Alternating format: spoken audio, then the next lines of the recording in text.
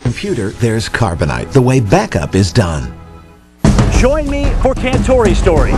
Sunday nights at 9 on the Weather Channel. Now you're local on the 8s. A flood watch is in effect for our area.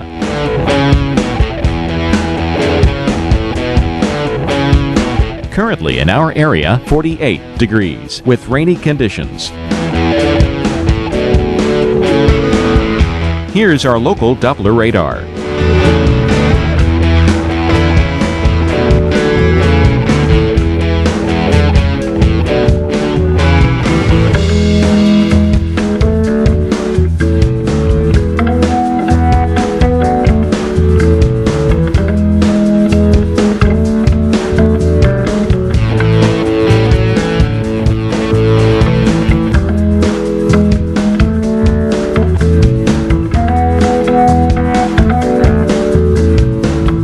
Our week ahead.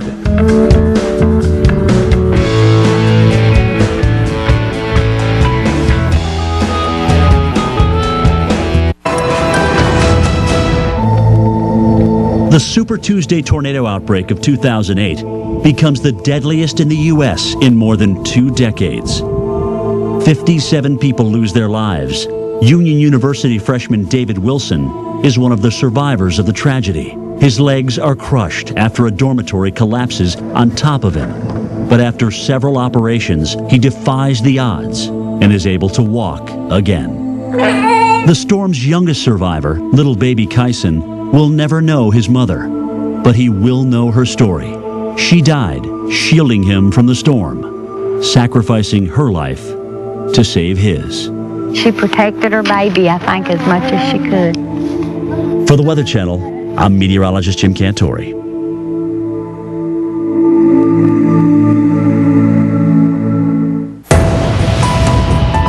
Look at the spin. It looks like a hurricane in southwestern Oklahoma. I'll return you to storm stories in a moment. I'm severe with our expert, Dr. Greg Forbes. If you're seeing me, you're actually one of the lucky ones because about 250,000 of your neighbors up across the Northeast do not have power this evening. If you're watching me, you're one of the people, though, that are still in a flood watch. Conditions are still favorable for the development of flooding as all this rain runs off and gives rise to the streams and to the rivers. And many of you are getting pummeled by high winds that have toppled a crane in Atlantic City, knocked down trees and power lines across New Jersey, some onto homes and cars, caused building roof damage. And you can see some of the gusts here. JFK, it actually has recently peaked even at 74 miles per hour at the airport there. And then numerous places in New Jersey and on Long Island have had gusts 50 and over 60 miles per hour. Even Central Park, 53 mile per hour gusts there. Across New Jersey as well, it's been the same kind of a story. Atlantic City, 67. Lakehurst, 67. Brick, 68. Trenton, 63. Trees down, snapped. Power poles snapped on Princeton University. So it has been a very rough day, and it's going to continue that way, only abating slightly overnight tonight. And of course, with all of that, terrible delays. Probably if you're expecting somebody to arrive tonight at some of these airports, it may not happen. JFK, still very close to 5 hours.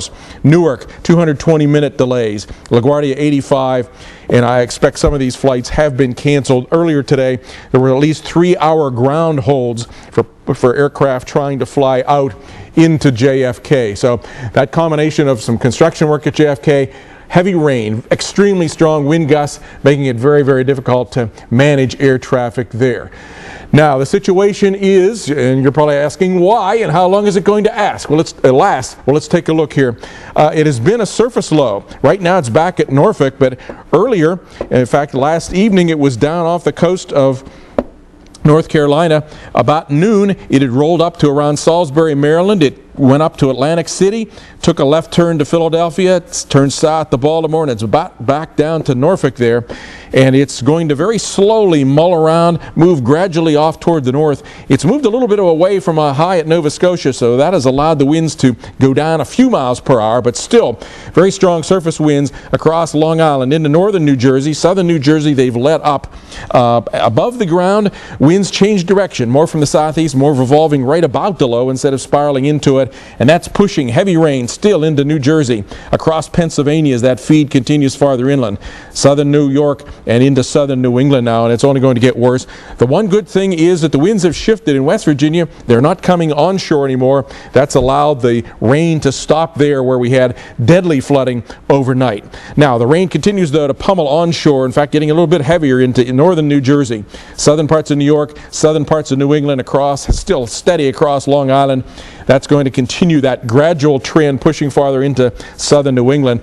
And in between this band and the band out toward Cape Cod, we have gusts anywhere 50 to 60 and sometimes close to 70 miles per hour. In fact, just above the ground, about 1,500 feet here in these greens offshore, coming toward the radar there at central Long Island up to New York, and then going away from the radar inland. It's weaker because of the prolonged fetch over land, a lot more friction. But some of those winds have been, during the daytime especially, getting mixed down to the ground with very strong gusts, 74 miles per hour at JFK and over 67 other places on Long Island.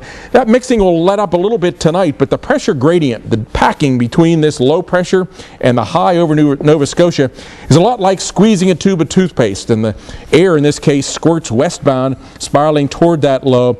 The blue shaded area here, gusts over 50 miles per hour, at times, especially during the daytime, to 70 miles per hour. And that will continue, 50 to 60, maybe 70 overnight tonight, especially New Jersey, southern New York, Long Island, southern extreme coastal areas of New England. Probably tomorrow, New Jersey, New York City will and Long Island will let up. Southern New England, though, could continue 50 to 65 miles per hour gusts. So we're going to continue to have power outages, continue to have heavy rain, some of the rain coming down at ½ inch per hour now in some of those bands, Connecticut, Rhode Island, going into Massachusetts. So flooding continues, in fact, gets to be a worse problem. The flood-prone areas, those creeks, those streams, even some of the rivers are going to go into flooding. Please, if you don't have to travel tonight, don't. Power lines are down, it's going to be tough, trees are down, roads are flooded, and if you do, please don't drive through any flooded roadways, and you could become one of those growing number without power, so keep those flashlights handy. I'll be back with an update. Now, back to Storm Stories in progress.